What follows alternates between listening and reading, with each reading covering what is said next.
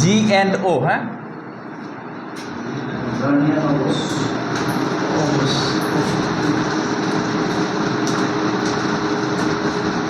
Gynae and obstetrics.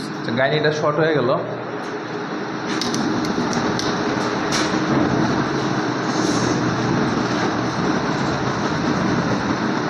Gynaecology, হ্যাঁ, এটাকে আর একটু যদি সব শর্ট করতে চাই আমি, গাইনি অ্যান্ড অবস, ঠিক আছে।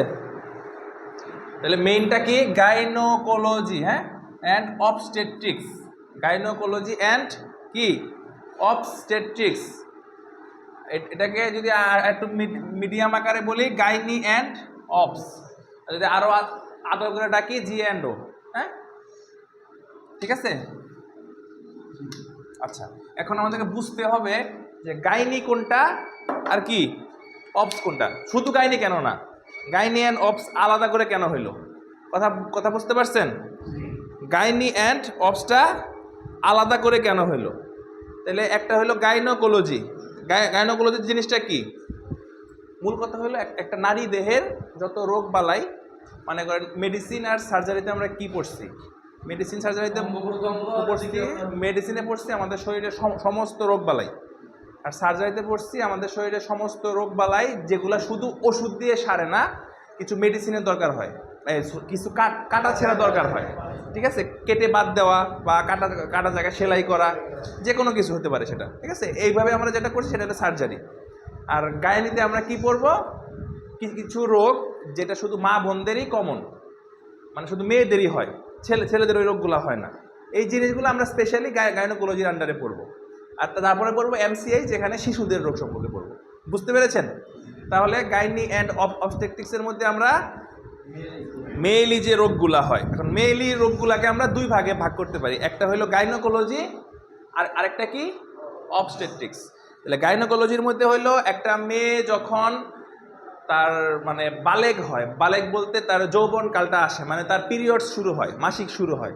সেই মাসিক শুরু থেকে শুরু করে একদম মৃত্যুর আগ পর্যন্ত তার শরীরে যত রোগ বালাই, মেয়েলি যে রোগগুলা হয়, তার যে লেডিস পার্ট যেগুলো আছে, যে জিনিসগুলা ছেলে মেয়ের মধ্যে ডিফার করে, মেয়েদের যে শরীরের যে স্ট্রাকচারগুলা, যে জিনিসগুলো স্পেশাল, ওই যে জিনিসগুলায় যে রোগবালাইগুলা হয়, সেই রোগবালাইগুলো আমরা কোথায় আলোচনা করব? গাইনোকোলজিতে। 13 বছর নর্মালি আমরা ধরি, 12.5, 12, 13, হ্যাঁ। 12-র আগে যে মেয়ে হইলে এটাকে আমরা কি ধরবো? শিশু ধরবো, চাইল্ড, হ্যাঁ, এমসিআইসে পড়বো। বাট মানে তার যখন মাসিকটা শুরু হবে 12 বছর হয়, কারো 13 বছর হয়, ডিপেন্ডস, অনেকের 11 বছরই হয়। তো তখন থেকে সেই গাইনির আন্ডারে পড়ে যাবে। কথা বুঝতে পারছেন? তার আগ পর্যন্ত কি শিশু, ঠিক আছে। আচ্ছা, তাহলে আমরা ওই সময়কাল থেকে মৃত্যুর আগ পর্যন্ত, মানে মহিলা হোক, বুড়ি হোক, যাই হোক, সেই জিনিসটা বয়স্কা হোক, সেটাতে তার আগ পর্যন্ত তার শরীরে যত মেয়েলি রোগবালাই হবে, সেই জিনিসটা আমরা কোথায় আলোচনা করব? এটা তো বুঝতে পারছেন। আচ্ছা, তাহলে অবস্টেট্রিক্সটা কি? অবস্টেট্রিক্সটা হলো একটা মেয়ে যখন মা হবে, প্রেগনেন্ট হবে, মেয়ে তো প্রেগনেন্ট হবে নাকি? যখন প্রেগনেন্ট হবে, প্রেগনেন্সির যাবতীয় যে রোগগুলা, মানে যখনই সে প্রেগনেন্ট হয়ে যাবে, প্রেগনেন্সি রিলেটেড যে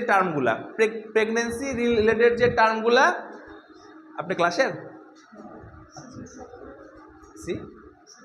সিদ্দিক স্যার এই রুমের পরের রুমে, ফার্স্ট রুমতে। আচ্ছা, তাহলে প্রেগনেন্ট যখন হবে, একটা মা যখন প্রেগনেন্ট হবে, সে ওই সময় গর্ভকালীন যে তার প্রবলেমগুলা, ডেলিভারির ঠিক আগ পর্যন্ত, বুঝতে পারছেন, তার দেহের অন্যান্য অর্গানগুলা, অন্যান্য পার্টসগুলো আমরা গাইনির আন্ডারেই রাখবো। বাট প্রেগনেন্সি রিলেটেড যে প্রবলেমগুলো অ্যারাইজ করবে, বুঝতে পারছেন আমার কথা? প্রেগনেন্সি রিলেটেড যে প্রবলেমগুলা, সেটা ইনক্লুডিং ডেলিভারি এবং ডেলিভারির পরে ওই রিলেটেড যে টার্মগুলা, বুঝতে পারছেন আমার কথা?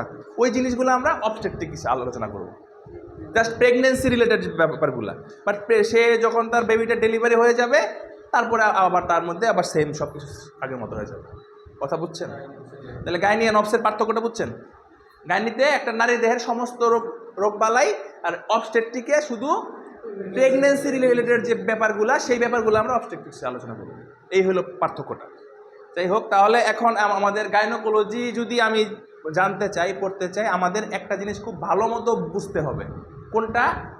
মেনস্ট্রুয়েশন, মাসিক বা রজস্রাব যেটাই বলেন, বা ঋতুস্রাব, যেটা বলুক। হ্যাঁ, বেসিক জিনিস হলো একটা, এই জিনিসটা আমাদের খুব ভালো করে বুঝতে হবে। এইটার উপর ডিপেন্ড করে আমরা নারী দেহের সমস্ত রোগ বালাই, তার কন্ডিশন, যাবতীয় সব কিছু আমরা বিবেচনা করব।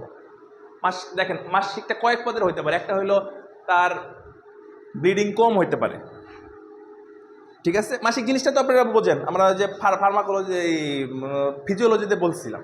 এটা হলো আমাদের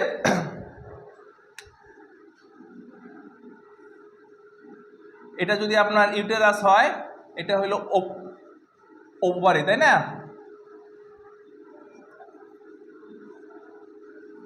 এটা হলো ওভারি, এটা হলো ইউটেরাস, মানে জরায়ু যেটাকে বলে। হ্যাঁ, এটা হলো সার্ভিক্স। আচ্ছা, তো প্রতি মাসে একটা মেয়ে প্রেগনেন্ট হওয়ার জন্য রেডি হয়। রেডি হয় বলতে, এখন আমরা যদি ছেলে বিয়ে করাই বা আমরা যদি বিয়ে শাদী করতে চাই, মা বাবা কি করবে? সবার প্রথমে ঘর বাড়ি ঠিক করবে। কি ঘর বাড়ি ঠিক করতে হবে না? একটা নতুন বউ আনবে, একটা ঘর বাড়ি ঠিক করার ব্যাপার আছে নাকি? নতুন বউকে ভাঙ্গা করে আনা যায়?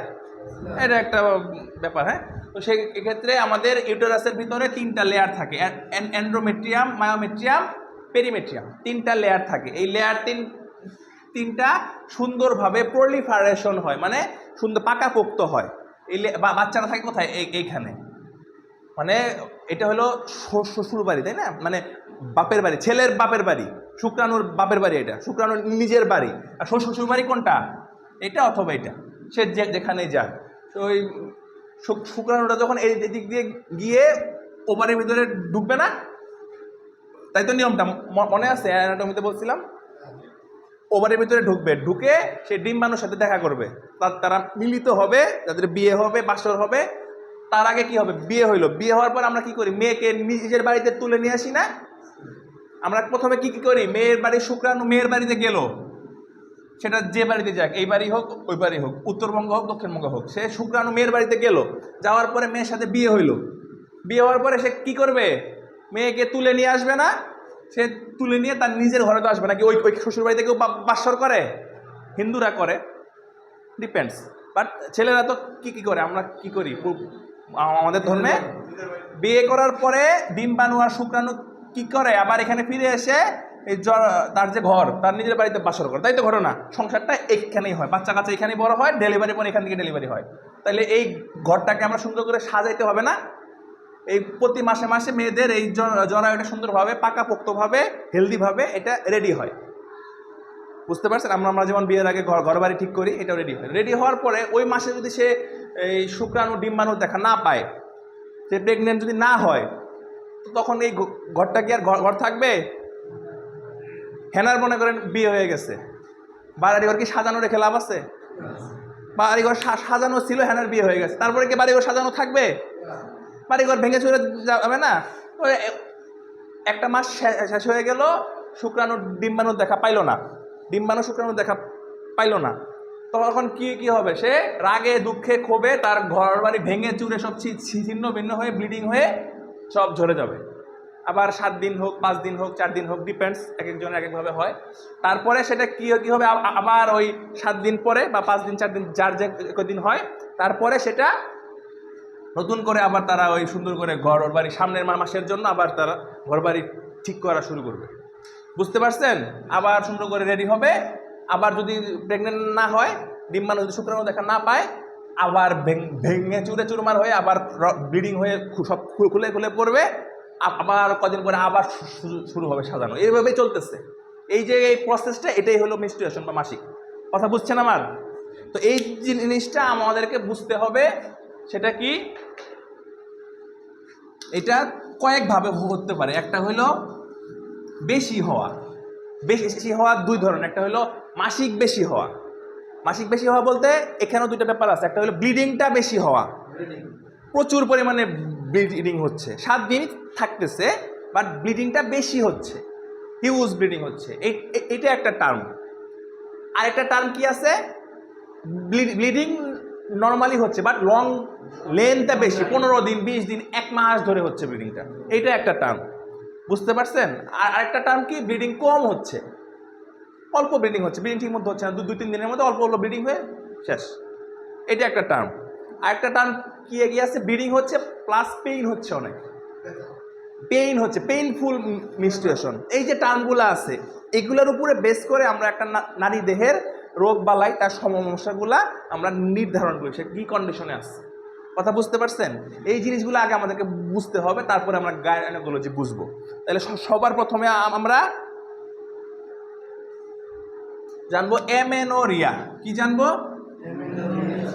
এমেনোরিয়া মানে কি মনে আছে? ডায়রিয়া, অটোরিয়া, রিয়া বলছিলাম না? হ্যাঁ হ্যাঁ, ভেরি গুড, দেখছেন কি ট্যালেন্ট। রিয়া মানে বের হয়ে প্রবাহিত হওয়া, গড়িয়ে পড়া। ডায়রিয়া মানে কি পাতলা পায়খানা হচ্ছে, বারবার বের হয়ে যাচ্ছে, প্রবাহিত হচ্ছে, গড়িয়ে পড়তেছে, মানে ফ্লো হচ্ছে, ফ্লো। অটোরিয়া মানে কি? অটো মানে কান, মনে আছে বলছিলাম না? অটো মানে কান, অটোরিয়া মানে কান দিয়ে পুষ পড়তেছে। বুঝতে পারছেন? যে কোনো রিয়া অর্থ শব্দের অর্থ গড়িয়ে পড়া, প্রবাহিত হওয়া, সেটা যে রিয়াই হোক। ডায়রিয়া যেমন ওরকম, এখানে হলো এমেনোরিয়া। এ মানে হলো অ্যাবসেন্ট। এ শব্দের অর্থ কি? এ শব্দের অর্থ অ্যাবসেন্ট। আর মেনো মানে মাসিক, রিয়া মানে মাসিকটা হওয়া, গড়িয়ে পড়া। তাহলে এমেনোরিয়া মানে মাসিক বন্ধ, অ্যাবসেন্ট, অ্যাবসেন্ট অফ মাসিক, মানে তার মাসিক হচ্ছে না। 1 মাস হোক, 2 মাস হোক, 3 মাস হোক, এই দিন কয়দিন যাবত তার এমেনোরিয়া মানে কি? মাসিক হচ্ছে না। কথা বুঝছেন কিনা? মাসিক বন্ধ। সেটা প্রেগনেন্ট হইলে প্রেগনেন্ট হতে পারে, সে প্রেগনেন্ট হলে তো মাসিক হবে না, অথবা তার যে কোনো হরমোনাল বা কোনো অ্যাবনর্মালিটি থাকতে পারে। কথা বুঝতে পেরেছেন আমার? তাহলে এমেনোরিয়া শব্দের অর্থ কি? মাসিক বন্ধ, মাসিক হবে না। ঠিক আছে, বুঝছেন? বুঝছেন তো? আচ্ছা, তারপরে হইল ডিসমেনোরিয়া।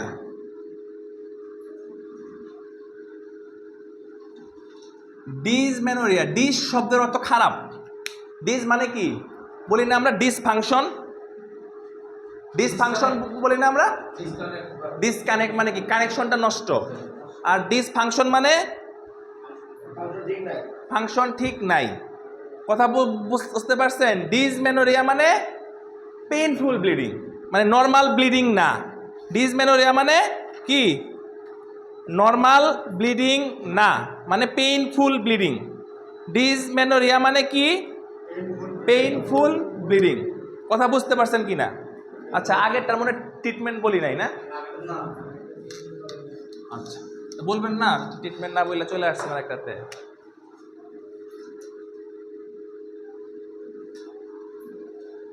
তাহলে সিমটম তো বললামই, মাসিক বন্ধ থাকবে।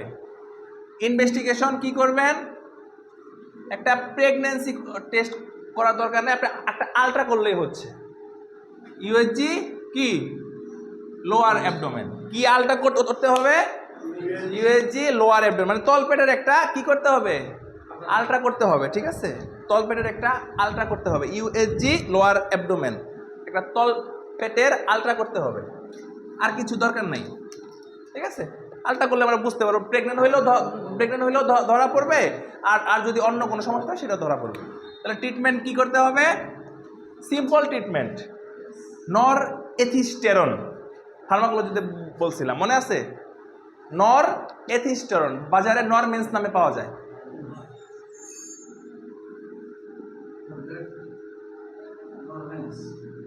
এটা 5 পাওয়ারের হয়, এটা 3 বেলা করে 21 দিন 21 দিন খাবেন। তারপর 7 দিন বন্ধ, এভাবে 3 মাস, মানে 3 চুক্তি খাবে, 3 কিস্তি খাবে। 21 দিন খাবে, 7 দিন বন্ধ রাখবে, তারপরে আবার 21 দিন খাবে, 7 দিন বন্ধ রাখবে। এভাবে 3 টাইমস 3 মাস।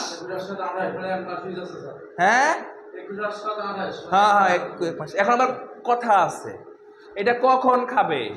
যদি সে প্রেগনেন্ট না হয়। অ্যামেনোরিয়া মানে কি, তার মাসিক হচ্ছে না, এখন প্রেগনেন্ট হতে পারে না সে।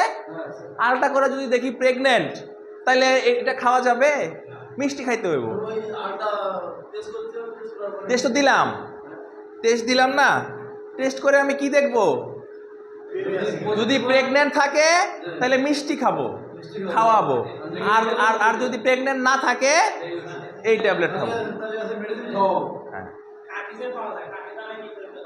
আচ্ছা কাঠি দ্বারা করলেন, কাঠি তো 100% ঠিক না, নেগেটিভ আসতে পারে, ফলস পজিটিভ আসতে পারে।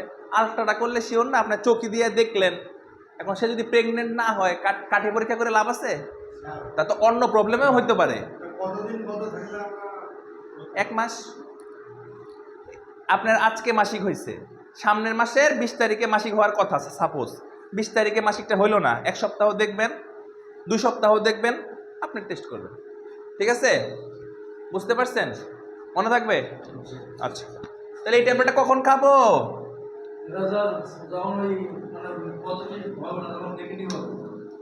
তো আর পজিটিভ হইলে হ্যাঁ, মুখের মাপ নিয়ে যাওয়া লাগবে, কিন্তু আন্দাজে খাওয়াইলে হবে না। ঠিক আছে,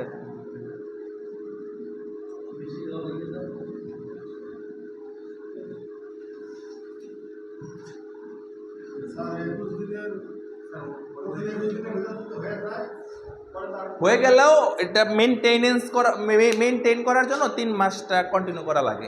একবার করলে তো হবেই, বাট 1 মাস করলে হলে পরে আবার বাদ দিলে আবার অনেক সময় আবার মাসিক বন্ধ হয়। তো 3 মাসের একটা কোর্স কমপ্লিট করতে হয়, করলে আর নেক্সট টাইম আর সমস্যা হওয়ার কথা থাকে না। একটা হরমোনাল একটা ব্যালেন্স মেনটেন করতে হয়, অভ্যাস করতে হয়।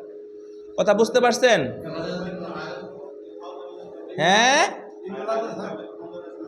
বুঝি না। আয়রন আপনার যদি খাইতে চান খাইতে পারেন, বা যে 7 দিন আপনার মাসিকটা হবে সেই 7 দিন আপনি আয়রন খাইতে পারেন। পিটনি দিতে হবে, দরজার মধ্যে ঝুলাই দিবেন, লেখা বড় করে লেখা ঝুলাই দিবেন, নাহলে গলায় ঝুলাই দিবেন। দরজার মধ্যে বড় করে লেখা ঝুলাই দিবেন, যখন বেরোবে যাওয়ার সময় এই ওষুধ খাই নাই মনে পড়বে। আর নাহলে গলায় ঝুলাই দিবেন, মালা বানায় একটা কাঠ দিয়ে ঝুলাই দিবেন। বুঝতে পারছেন? আচ্ছা, তাহলে ডিসমেনোরিয়া মানে কি? পিরিয়ডের সময় ব্যথা হবে, যে বলছি ব্যথা হবে, তাহলে এটা ট্রিটমেন্ট কি? পিরিয়ডের সময় ব্যথা হইলে আমরা ইনভেস্টিগেশন করব। কি ইনভেস্টিগেশন করব? সেমটাই মেয়েদের যে কোনো সমস্যা, গাইনিক সমস্যা হইলে আলট্রা করতে হবে, এলে লোয়ার অ্যাবডোমেন, তলপেটের আলট্রা করতে হবে। ঠিক আছে, প্রস্রাবের চাপ নিয়ে। ঠিক আছে, আর ট্রিটমেন্ট কি করতে হবে? সহজ treatment, Algin, tiemonium methyl sulphate. মনে আছে? মনে আছে?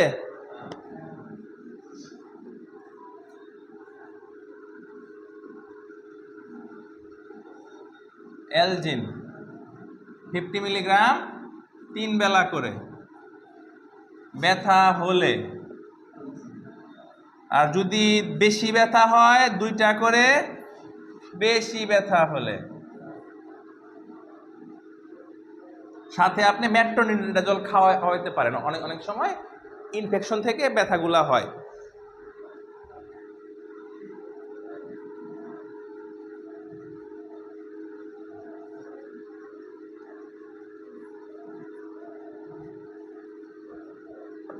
ঠিক আছে, বুঝতে পারছেন?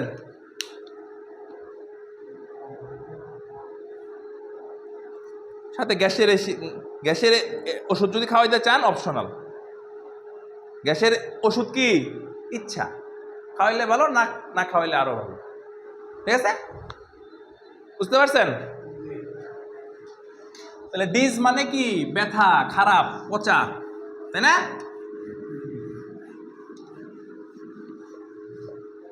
তারপরে হলো পলিমেনোরিয়া।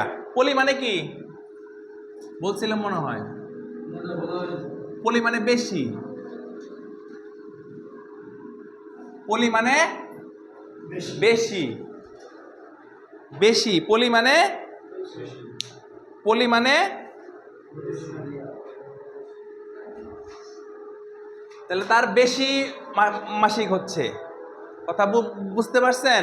মানে এক মাসে একাধিক মাসিক হচ্ছে, তাই 2 দিন পর পরই মাসিক হইলো, 4-5 দিন থাকলো, ভালো হয়ে গেল, আবার হইলো। কথা কথা বুঝতে পারছেন? হ্যাঁ, একাধিক পার তার কি মাসিক হচ্ছে। এখন আমি আপনাকে বাংলায় সোজা কথায় বলে দেই, মাসিকের যে কোনো প্রবলেম কম হোক বেশি হোক, ব্যালেন্সটা নর্মাল রিদমটা মেনটেন করার জন্য আমরা নরমেন্স দিব, নর এথিস্টেরন দিব। কথা বুঝতে পারছেন? কম হইলেও দিব, এটাকে নর্মাল করার জন্য, নর্মাল রিদম, নর্মাল রেটটা মেনটেন করার জন্য আমরা কি দিব? নরমেন্স, মানে নর এথিস্টেরন। তাহলে এটার পরীক্ষা নিরীক্ষা ওই সেম জিনিস, আলট্রা ট্রিটমেন্ট কি করব বুঝতে পারছেন?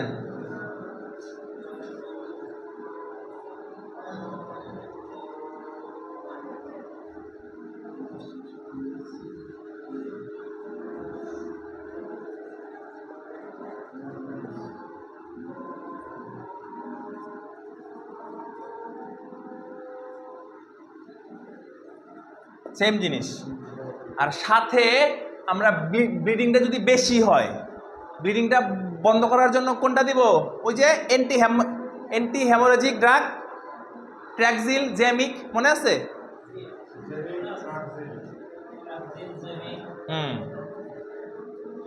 জ্যামিক বা 500 পাওয়ারের হয়, এটা 3 বেলা করে, রক্তপাত বেশি হলে। হ্যাঁ, লিখে দিবেন, কয়দিন লিখবেন না, রক্তপাত বেশি হলে। ঠিক আছে,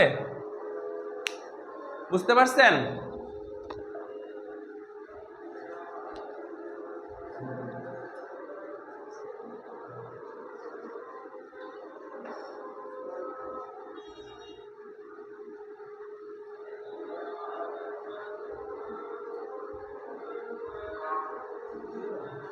ঠিক আছে, আচ্ছা।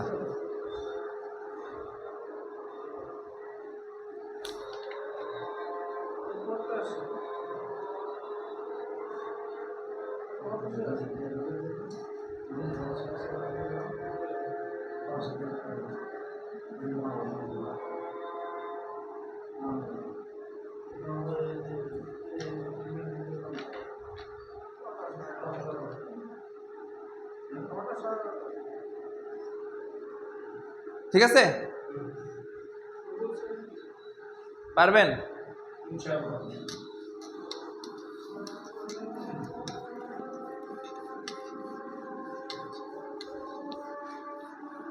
আচ্ছা, এরপরে যেটা বলবো সেটা খুবই ইম্পর্টেন্ট একটা জিনিস। ওই গেল, খুবই ইম্পর্টেন্ট কি সেটা হলো মেনোপজাল সিনড্রোম। কি বলবো আমরা এখন? Menopausal syndrome. এটা আমাদের সমাজের, আমাদের জাতির অনেক বড় একটা প্রবলেম। কেন আমি বলি, মেয়েদের যখন মাসিকটা বন্ধ হয়ে যায়, হ্যাঁ, মেয়েদের যখন মাসিকটা বন্ধ হয়ে যায়, তার ঠিক 5 বছর আগে থেকে শুরু করে মাসিক বন্ধ হয়ে যাওয়ার 10 বছর বয়স, মানে 10 বছর সময়কাল পর, টোটাল 15 বছর। মনে করেন আমরা ধরি মোটামুটি 45 থেকে 50 বছর বয়সে একটা মানুষের কি, একটা মায়ের, একজন মহিলার কি হয়, মাসিক বন্ধ হয়ে যায়। কবে থেকে? মোটামুটি 45 থেকে 50, তার ঠিক 5 বছর আগে, 5 না হলেও 3 বছর আগে থেকে, 2-3 বছর আগে থেকে সিনড্রোমগুলো শুরু হয় এবং থাকে কয়দিন পর্যন্ত? 5 থেকে 10 বছর পর্যন্ত এই সমস্যাটা থাকে। সমস্যাগুলো কি কি খেয়াল করে দেখেন। বাসায় যদি দাদি থাকে, মা থাকে, খালা থাকে, মিলিয়ে নেবেন, মিলে যাবে। হ্যাঁ, সিমটমগুলো হলো 1 number hot flush. Hot flush মানে হঠাৎ করে শরীরে ঘাম দিয়ে ওঠে, কথা নেই পারতেন, হঠাৎ করে শরীরটা একদম গরমে ঘাইমে উঠলো, হঠাৎ করে, হট ফ্লাশ। এটার নাম কি? Hot flush. হঠাৎ করে শরীরটা গরমে ঘাইমে ওঠে হঠাৎ করে, এক নাম্বার। 2 নাম্বার কি? Mood swing. এটা সিভিয়ার মুড সুইং হয়। আপনি তাকে একটা নর্মাল কথা বললেন, সে তার মেজাজটা খারাপ হয়ে গেল, হিউজ একটা মুড সুইং হয়, তার মেজাজ খিটখিট হয়ে যায়, হিউজ মুড সুইং করে। কথা বোঝেন? আপনার ভাবি লাগে, দুষ্টামি ফাজলামি আগে অনেক করতেন, ছোটবেলা থেকে দুষ্টামি ফাজলামি করেন, অনেক কথাবার্তা করেন, কখনো মাইন্ড করেন, হাইসা উড়ে দেয়, হঠাৎ করে বলতেছেন, সে চেটে গেল, রাগ করে ফেললো, মাইন্ড খেয়ে গেল। কথা বুঝতে পারছেন? মানে একটা মেজাজটা খিটখিটে হয়ে যায়, মুড সুইং করে। কথা বুঝছেন? এটা হলো 2 নাম্বার। 3 নাম্বার, তার হাড় ক্ষয় হয়, হাড় ক্ষয় হওয়া শুরু করে আর মাজা ব্যথা হয়। কথা বুঝতে পারছেন? হাড় ক্ষয় হওয়া শুরু করে, মাজা ব্যথা হয়। আর একটা জিনিস কি হয়, অস্থিরতা কাজ করে, মানে অস্থির লাগে, অল্পতে হাঁপায়া যায়, অস্থির লাগে, এই সমস্যাগুলা হয়। এটা হলো মেনোপজাল সিনড্রোম। মেনোপজাল সিনড্রোম 2 ধরনের, একটা প্রি মেনোপজাল সিনড্রোম, এটা হলো পোস্ট মেনোপজাল সিনড্রোম। প্রি মানে কি? আগে, আর পোস্ট মানে পরে। বুঝতে পারছেন? এই সমস্যাটা আমাদের প্রত্যেকটা ফ্যামিলিতেই হয়, যার কারণে লাস্টের দিকে যে সংসারে অশান্তি হয়, স্বামী স্ত্রীর মধ্যে ঝগড়া হয় শেষ বয়সে। কি কারণ ওই যে অল্পতেই সে রেগে যায়, মেজাজ খিটখিট করে, একটা ভালো কথা বললো জামাই, একটা কথা বললো, মেজাজ খারাপ হয়ে যায়, সে চেতা যায়, রাইগা যায়। তো এরকম করলে তো সংসারে অশান্তি হয় না। তারপরে তার হাড় ক্ষয় হয়, মাজা ব্যথা করে, সে পড়ে গেলেই মানে এক্সট্রা মাজাটা ক্ষয়। কেন হয় এই জিনিসগুলা? তার একটা নারীর শরীরে হরমোনের কিছু তারতম্য থাকে, একটা নির্দিষ্ট পরিমাণ হরমোন, ইস্ট্রোজেন, প্রজেস্টেরন যে হরমোনগুলো আছে, এই হরমোনগুলো শরীরে একটা নির্দিষ্টভাবে প্রবাহিত হয়, যার কারণে তার প্রতি মাসে শরীর খারাপ হয়, মাসিক হয়। এবং ওই 40-45 বছর বয়সের দিকে যাওয়ার পরে তার এই হরমোনগুলো হঠাৎ করে কি হয়, উইথড্রয়াল হয়, হরমোনগুলো তার হঠাৎ করে কমে যায়, ঠিক মতো সাপ্লাই হয় না। সে কারণে কি হয়, আপনার এই সমস্যাগুলো হয়। তার মাসিকটা বন্ধ হয়ে যায়, তার এই যে মুড সুইং করে, তার মেজাজ খিটখিটে হয়ে যায়, অল্পতেই রেগে যায়, তারপরে হট ফ্লাশ হয়, মানে হট ফ্লাশ বলতে হঠাৎ করে শরীরটা ঘামে ওঠে, হ্যাঁ, তারপরে তার হাড্ডি মাড্ডি ক্ষয় হওয়া শুরু করে, শরীরে বিষ ব্যথা হয়, এগুলো সমস্যা হয়। বুঝতে পারছেন? তাইলে এই সমস্যাগুলো কিন্তু একটা বিশাল আকারের সমস্যা।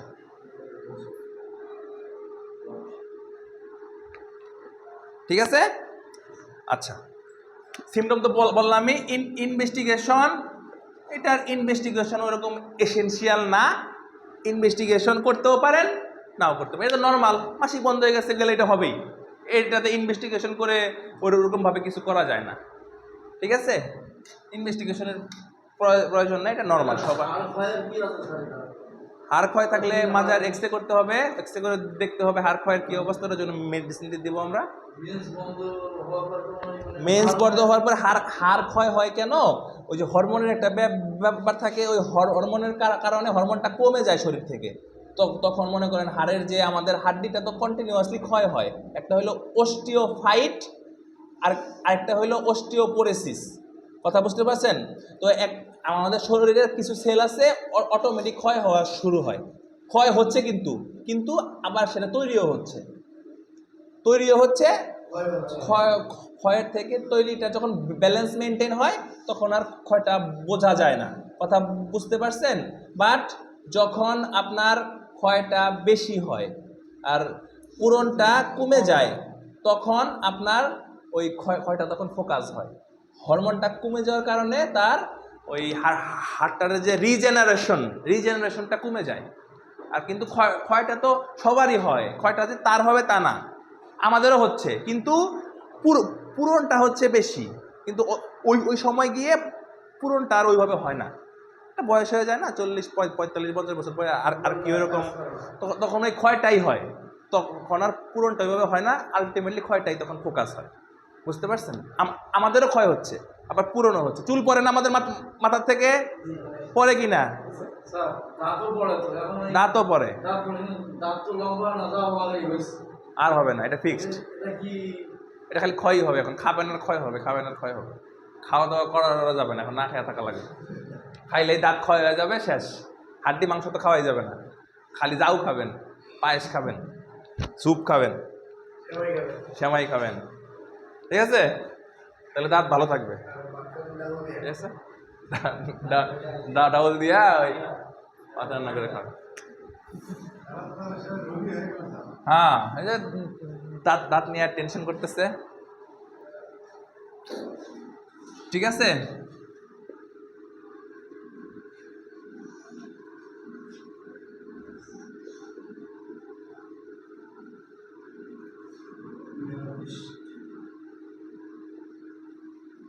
এটা খাইলে ওই সমস্যাগুলো কিছুটা কমে আসে। কথা বুঝতে পারছেন? মেনো রেস্ট মানে মেনোপজ থেকে রেস্টে আসলাম, মানে মাসিকটাকে রেস্ট দিব আর কি। বুঝতে পারছেন? নামের সাথে মিল আছে না? মেনো রেস্ট এটা 2.5 মিলিগ্রাম হয়। এটা আমরা কি করব,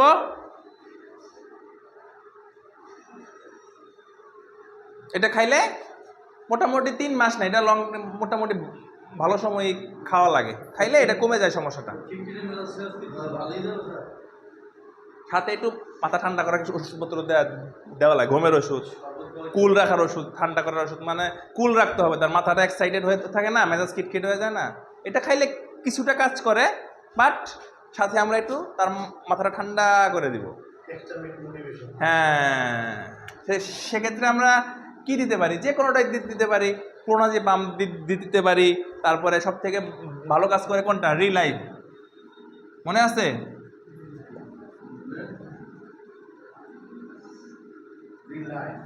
রিলাইভ এটা 2 বেলা 3 বেলা দেওয়া যায়, 2 বেলাও দেওয়া যায়। এটা দিলে মাথাটা ঠান্ডা ঠান্ডা থাকে, মেজাজ খিটখিটে হয়।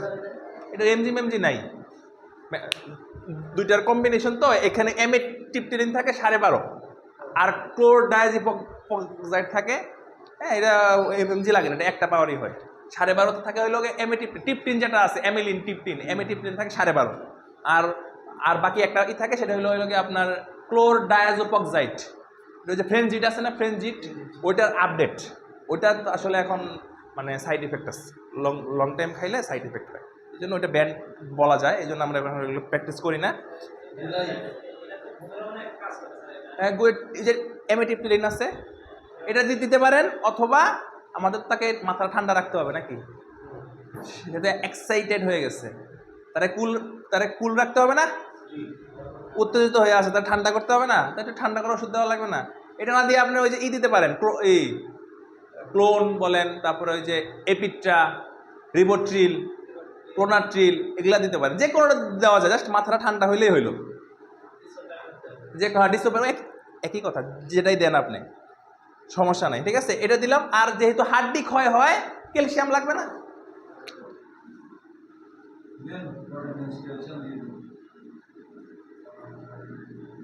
ডিএক্স মাইরা দেন একবারে নাকি, এক বেলাই দেন, 3 মাস দিয়ে দেন, খা, নিজের টাকাটা নিজে কিনা খাবি, আমার সমস্যা কই দিতে নাকি, ঠিক আছে।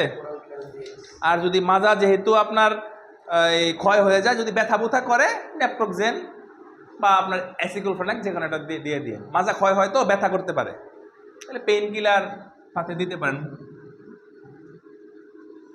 কোনটা দিতে পারেন, ন্যাপ্রোক্সেন, ন্যাপ্রোক্স 500 ব্যথা হলে, অথবা কোনটা দিতে পারেন, টার্নিলা বা ফ্লেক্সি, অ্যাসিক্লোফেনাক, ঠিক আছে, রিজার্ভিক্স, যেটা দেন একই কথা, যেটা ভালো লাগে দিতে পারেন। 500 2 বেলা করে দিতে পারেন। ব্যথা হইলে টানা খাওয়ার দরকার নেই, ব্যথা হইলে খাবে, ব্যথা না হলে খাওয়ার দরকার নেই। অথবা অ্যাসিক্লোফেনাক দিতে পারেন, টার্নিলা, এই ফ্লেক্সি, রিজার্ভিক্স। হ্যাঁ, ঠিক আছে, বুঝছেন? পারবেন? সহজ না?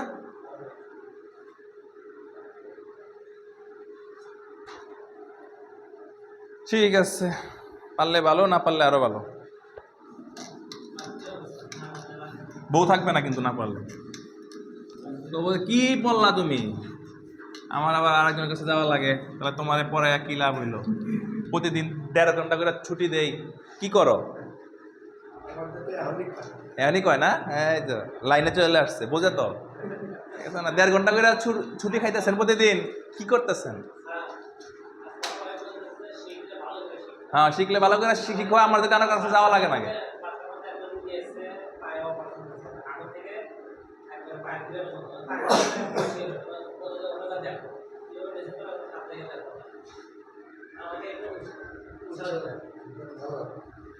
ঠিক আছে, আচ্ছা, এখন হলো লিউকোরিয়া, নারী জাতির একদম কমন একটা প্রবলেম। লিউকো, এখানেও কি আছে, রিয়া মানে, লিউকো মানে সাদা, রিয়া মানে স্রাব বা ডায়রিয়া। হ্যাঁ, রিয়া মানে গড়িয়ে পড়া, তাহলে সাদা গড়িয়ে পড়া মানে কি?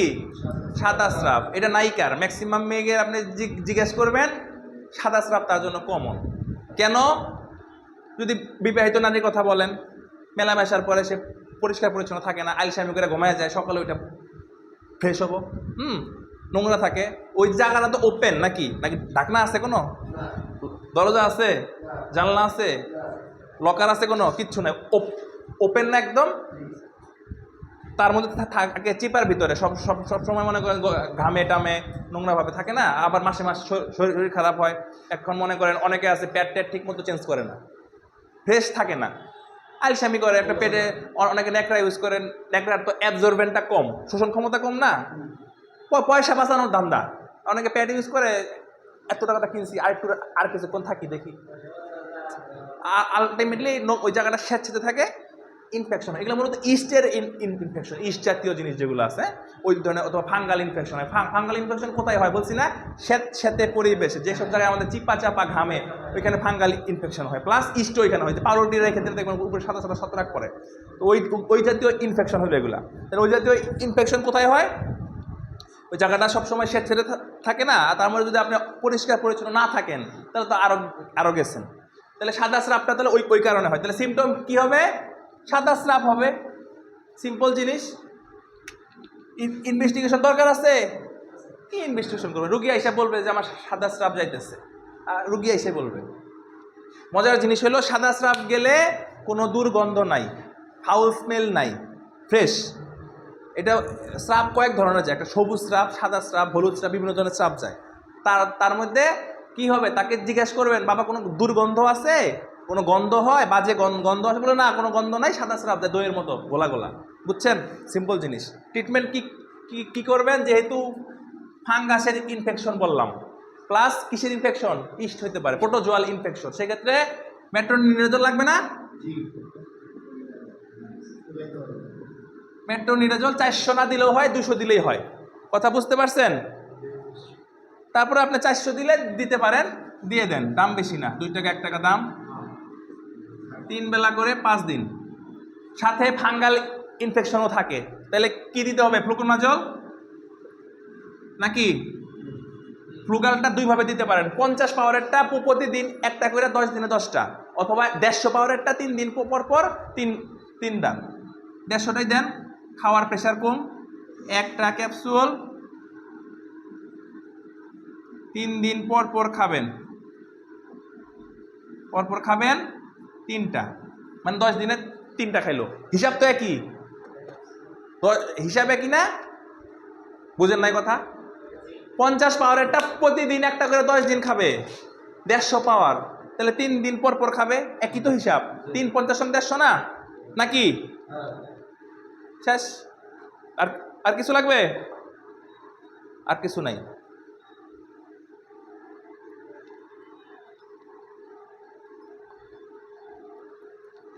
ঠিক আছে? সহজ না কঠিন? পারবেন? 50 দিলে প্রতিদিন 1টা করে, আর 150 দিলে 3 দিন পর পর। সাথে পেট ব্যথা করলে টাইমোনিয়াম অ্যালজিন। তারপরে আসলে হইল ট্রাইকোমোনিয়াসিস।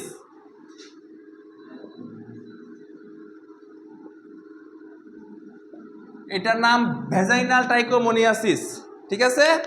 এটাকে ভেজাইনাল ট্রাইকোমোনিয়াসিস হয়। এটার সিমটমটা হইল গিয়া সাদা স্রাবের মতো, কিন্তু সাদা যাবে না, স্রাবটা হলুদ আপ সবুজ। নাকের সর্দি পড়ে না, টিয়া টিয়া একটা কালার, হলুদ হলুদ সবুজ সবুজ একটা কালার, হলুদ আপ সবুজ একটা কালার আসে, এই ধরনের একটা কালার আসে। হ্যাঁ, হলুদের মতো সবুজের মতো টিয়া কালারের মতো একটা কালারের স্রাব যায়। কিন্তু মজার ব্যাপার হইলো এটাতে দুর্গন্ধ থাকবে। কথা বুঝতে পারছেন? দুর্গন্ধ থাকবে, প্লাস ওইখানটাতে চুলকাবে, ইনফেকশন তো চুলকাবে, দুর্গন্ধ থাকবে, আর কি হবে বলেন? সবুজ আপ হলুদ টিয়া টিয়া, ওই যে নাকে সর্দি যেরকম হয়, বুঝতে পারছেন? ওরকম এক ধরনের স্রাব যাবে। পরীক্ষা নিরীক্ষা দরকার নাই, ট্রিটমেন্ট ওই সেম ট্রিটমেন্ট। আপনি এটা দুইভাবে ট্রিটমেন্ট করতে পারেন। নিডাজল দিয়ে করতে পারেন অথবা সেক নিডাজল দিয়েও করতে পারেন। এটা ট্রিটমেন্টটা হাজব্যান্ড ওয়াইফ দুইজনকেই করতে হয়। ট্যাবলেট সেকনিট ডিএস 1 গ্রাম মানে 2 গ্রাম নাকি, 2টা ট্যাবলেট স্বামী ও স্ত্রী উভয়েই খাবেন একবার, মানে একবারই খাবে, আর খাইতে হবে না।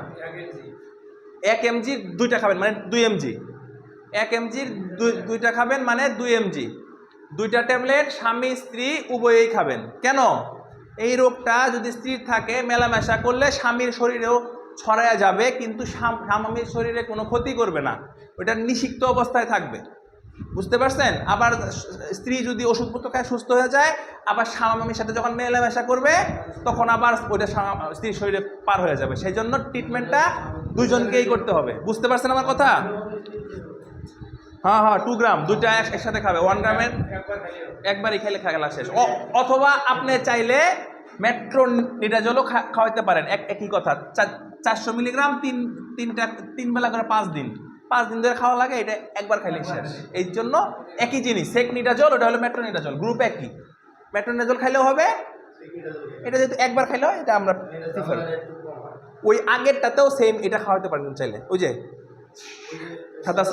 সাদা স্রাব সেম। হ্যাঁ তাহলে সেকনিট গেল, সাথে কি দিবেন? ফ্লুগাল ওই যে 150 বা 50 যেটা দেন, ওই যে সেম জিনিস 3 দিন পর, ঠিক আছে? আর যেহেতু চুলকানি থাকবে সেহেতু কি দিবেন? এটা অ্যান্টিহিস্টামিন, চুলকানি থাকে তো অ্যান্টিহিস্টামিন, ঠিক আছে?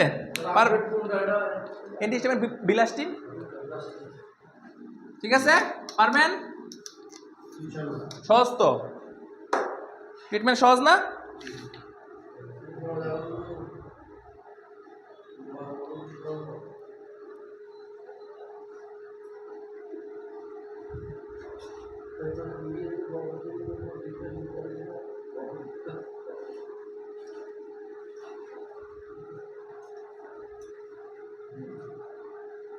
আচ্ছা, এরপরে হলো মনিলিয়াসিস।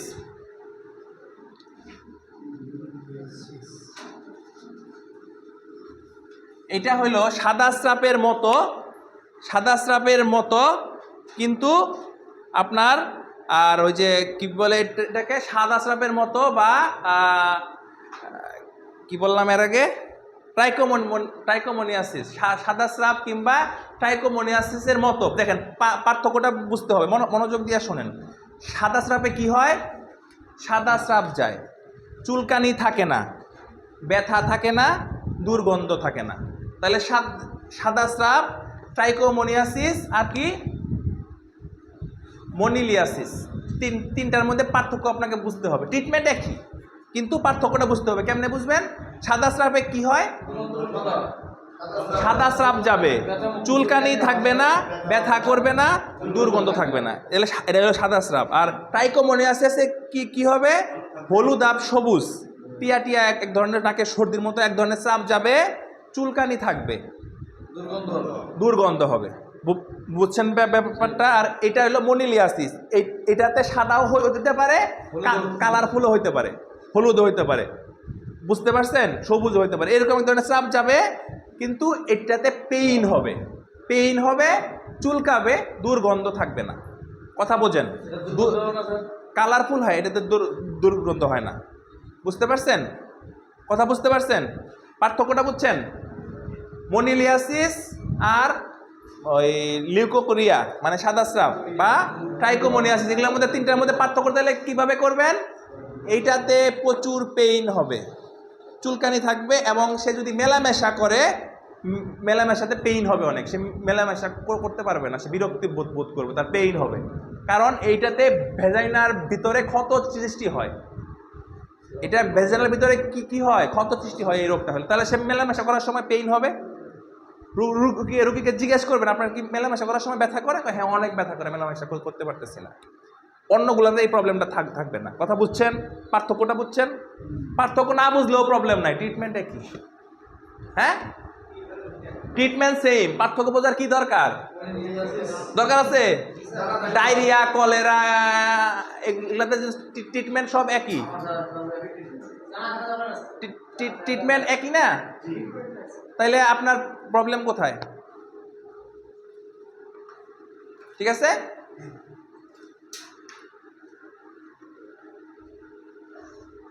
ট্রিটমেন্ট তো একই। আচ্ছা, তাহলে ট্রিটমেন্ট কি হবে? মেট্রোনিডাজল অথবা সেকনিডাজল। সেকনিডাজল 1 গ্রাম, হাজবেন্ড 3 উভয়ে খাবেন 2টা করে। সাথে কি দিবেন? ফ্লুকোনাজল 3 দিন পর পর খাবেন। সাথে এটাতে একটা ভেজাইনাল সাপোজিটরি দিতে পারবেন। কোনটা? গাইনোমিক্স ভিটি, মানে ভেজাইনাল ট্যাবলেট। একটা ক্যাপসুল, হ্যাঁ, স্বামী স্ত্রী উভয় খাবে। আর হইল গিয়া, হ্যাঁ, এটা যোনিপথের গভীরে দিবেন। লেখেন সুন্দর করে, আমি বলি নিয়মটা লেখেন। একটা ক্যাপসুল, একটা ট্যাবলেট হলো ভেজাইনাল ট্যাবলেট, মানে ভেজাইনাল সাপোজিটরি, যে এরকম হয় দেখতে। হ্যাঁ, একটা ট্যাবলেট আজকে রাতে ঘুমানোর আগে যোনিপথের গভীরে দিবেন। একটা ট্যাবলেট আজকে রাতে ঘুমানোর আগে, মিক্স, গাইনোমিক্স ভিটি। একটা ট্যাবলেট আজকে রাতে, হ্যাঁ, এটা হলো ভেজাইনাল ট্যাবলেট। একটা ট্যাবলেট আজকে রাতে যোনিপথের গভীরে দিবেন। 5 দিনে 5টা। এটা বলে দিবেন, এটা দেওয়ার পরে আর মেলামেশা করা যাবে না। মেলামেশা করে পরিষ্কার হয়ে তারপরে ব্যবহার করবেন। মেলামেশা করতেও পারবে না, ভিতরে ক্ষত হয়ে গেছে না, একদম দিয়ে ভিতরে আঙ্গুল যত দূর যায় ভিতরে ঢুকাই দেবেন। হ্যাঁ, মেলামেশা করলে এটা থাকবে, এটা দেওয়ার পরে। আর মেলামেশা সে করতেই পারতেছে না, ভিতরে ক্ষত হয়ে গেছে না, পেইন হচ্ছে না। ঠিক আছে, বুঝছেন? হ্যাঁ, 5 দিনে 5টা। আর চুলকানির জন্য একটা এন্টি আলসারেন্ট দিবেন। ঠিক আছে, আর যেহেতু ক্ষত সৃষ্টি হয়েছে, একটা অ্যান্টিবায়োটিক দিতে হবে। সেটা সেফিকজিম দেন, অ্যাজিথ্রোমাইসিন দেন, সেফুরোক্সিন দেন, অ্যান্টিহিস্টামিন। হ্যাঁ, অ্যান্টিহিস্টামিন তো দেওয়াই লাগবে। যেহেতু আপনি একটা ভিতরে ক্ষত হয়ে গেছে না, আপনি একটা অ্যাজিথ্রোমাইসিন অথবা সেফিকজিম, সেফুরোক্সিম, যে কোনো একটা অ্যান্টিবায়োটিক কাভারেজ রাখবেন। কথা বুঝছেন? ভিতরে ক্ষত হয়ে গেছে, এটা তো মলমের মতো কাজ করবে, বাট সাথে একটা কি দিবেন? একটা অ্যান্টিবায়োটিক কাভারেজ রাখবেন, যেহেতু ভিতরে ক্ষত সৃষ্টি হয়েছে। ঠিক আছে, আর অ্যান্টিবায়োটিক দিলে একটা অ্যান্টি আলসারেন্ট লাগবেই। আর চুলকানির জন্য একটা অ্যান্টিহিস্টামিন দিবেন। ঠিক আছে, বুঝছেন? দিলাম অ্যান্টিফাঙ্গাল, লেখি নাই, ওই যে বললাম, ওই যে সেম ট্রিটমেন্ট তো, 3টা তো সেম ট্রিটমেন্ট। ফ্লুগাল বললাম না, 3টাতেই ফ্লুগাল, সেকনিডাজল, 2টা কমন। সাথে কি কি দিবেন? এটাতে ওই যে চুলকানি থাকবে, আর এই যে ভিজাইনাল ট্যাবলেটটা দিবেন ব্যথার জন্য, জ্বালা পোড়ার জন্য। বুঝতে পারছেন? বুঝছেন? এরপরে হইল ভেজাইনাইটিস। ভেজাইনাল আশেপাশে চুলকাবে, জ্বালা পোড়া করবে, পেইন হবে।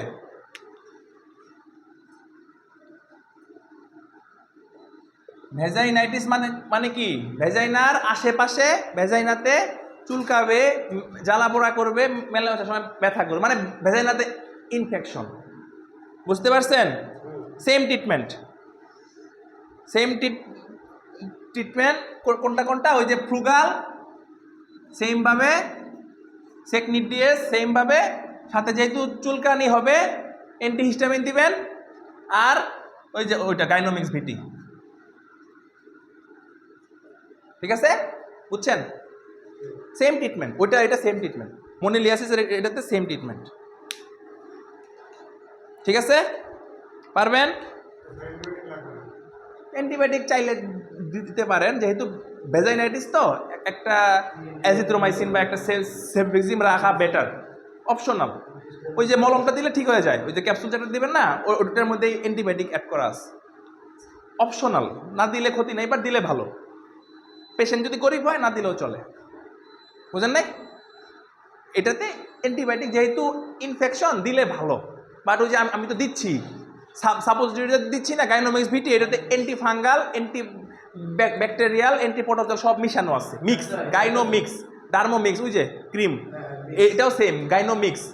এটাতে সব 3টা ককটেল আছে, anti fungal, anti protozoal, antibiotic, antibiotic সব কিছু মিশানো আছে, দিলে ওর ভিতরে সব কাজ করবে। সকালে ওরা দেখবে গইলে একদম পুরোটা মাখায় গেছে, মানে একদম মলমের মতো কাজ করবে, বুঝছেন? অ্যান্টিবায়োটিক সাথে না দিলেও চলে, বাট আমি দেওয়াটা আমি সাজেস্ট করি, দিলে তাড়াতাড়ি ভালো হয়। খুব সেন্সিটিভ জিনিস না এগুলা। ঠিক আছে, গরম পড়ছে আজকে, ভয়ঙ্কর গরম পড়ছে না? হয়েছে, অফ হয়েছে।